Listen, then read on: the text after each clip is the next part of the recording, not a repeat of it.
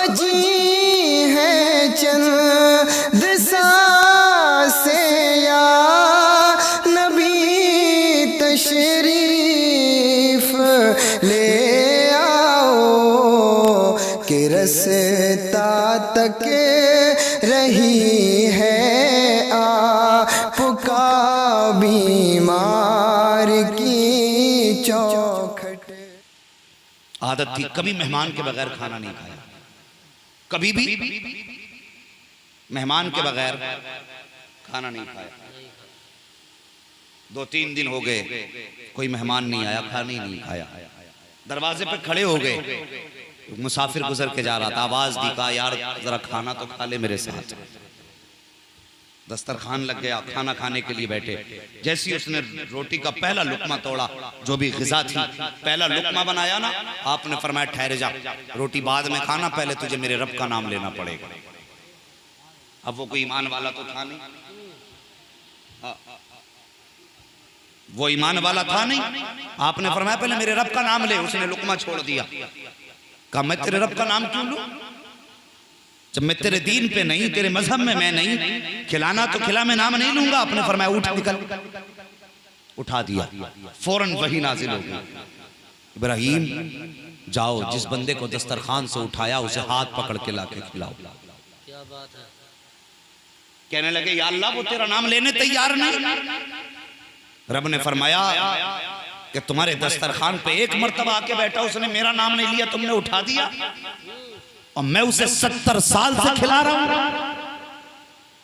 70 साल से हम खिला के नाराज ना हुए और तुम एक दिन में नाराज हो गए। उठे दौड़े, पकड़ा हाथ का, चल भाई खाना खा ले। कहा नहीं, मुझे तेरे रब का नाम नहीं लेना, कि नाम लेना या मत लेना, कम से कम खाना तो खा ले। कहा अब क्या बात हो गई, पहले लहजे बहुत ऊंचे थे, पहले तेवर बदला हुआ था, अब क्या हुआ, पहले उठाया बुलाने आए हो। कहने लगे जिस रब का नाम लेने से तू इनकार कर रहा है ना, उसी रब ने कहा कि हाथ पकड़ के मना के खाना खिलाओ। इतना सुना रोने लग गया, कहने लगा उसका नाम ना ले रहा हूं मैं उससे दुश्मनी रखता हूं, तब वो मुझसे इतना प्यार करता है, अगर मैं उससे दोस्ती करूंगा तो वो मुझसे कितना प्यार करेगा। क्या बात है। अल्लाह अकबर। ये तकदीर बदलने में देर नहीं लगा करती है, लम्हों में तकदीर बदल जाया करती है। तो कभी भी दस्तरखान का, कभी हम लोगों को क्या बोलते हैं उसको, कंजूसीपन नहीं करना चाहिए दस्तरखान को लेकर के। अल्लाह देना तो फिर खिलाना चाहिए। हजरत मूसा कलीमुल्लाह तूर पे जा रहे हैं, एक बंदा मिला, कहने लगा मूसा अल्लाह के कलीम हो जी, अल्लाह से बातें करने जा रहे हो क्या? हाँ, एक बात मेरी भी कह देना। बोलो भाई, तुम्हारी भी कहेंगे। कब मेरे रब से एक बात कहना, जिस दिन से पैदा हुआ हूं आज तक पेट भर के खाना नहीं खाया। मेरे रब से कह देना जितनी मेरे मुकद्दर में हो एक मर्तबा उतार दे, एक मर्तबा दे दे ताकि पेट भर ले, ताकि मैं पेट भर के खाना खा लूं। एक मर्तबा दे दे ताकि मैं पेट भर के खा सकूं। गए रब से कहा या अल्लाह तेरा फला बंदा ऐसे ऐसे उसने कहा है।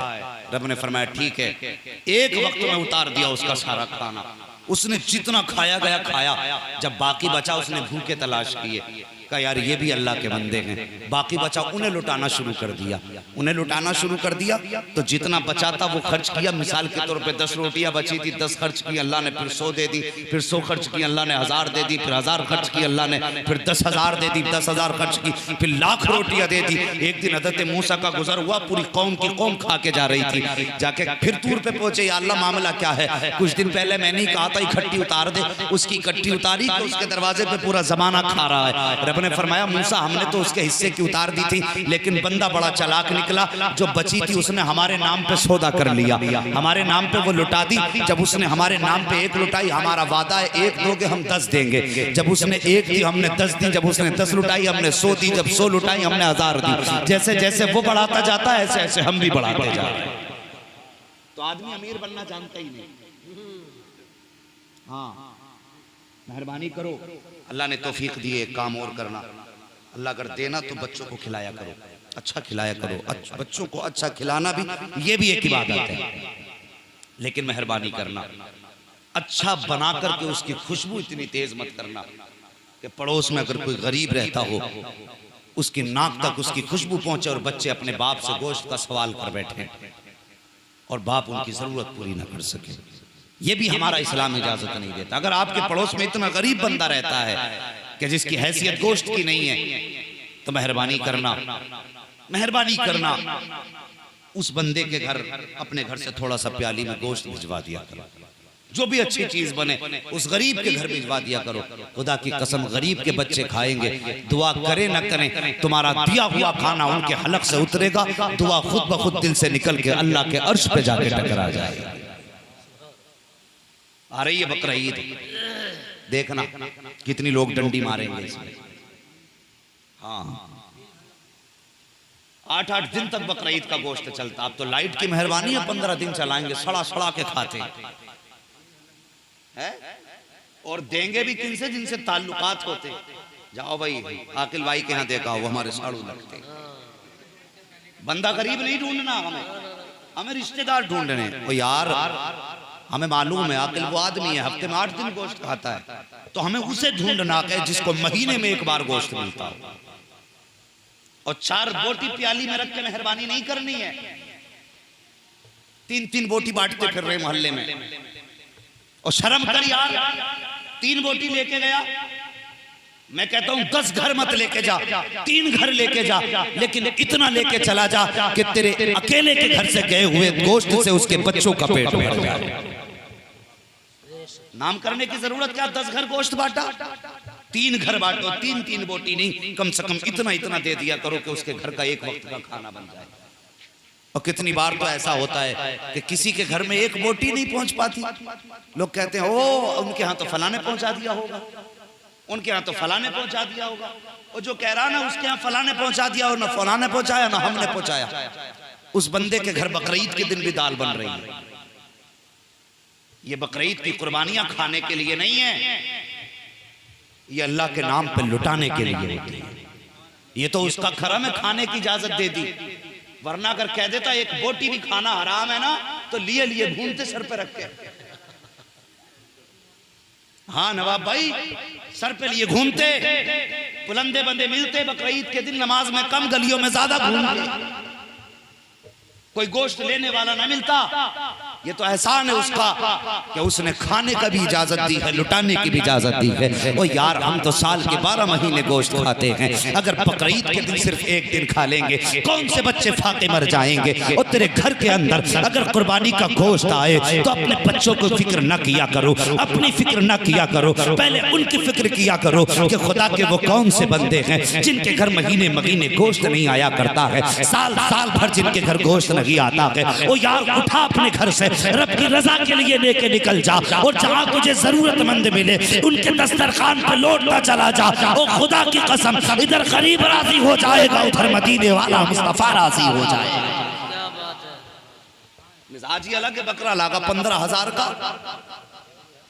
तो अब्बा कहता कि बेटे अभी अंदर मत बांधिए, अभी जुम्मन और अलविदा ने नहीं देखा कि हमारे घर 15,000 का बकरा आया है।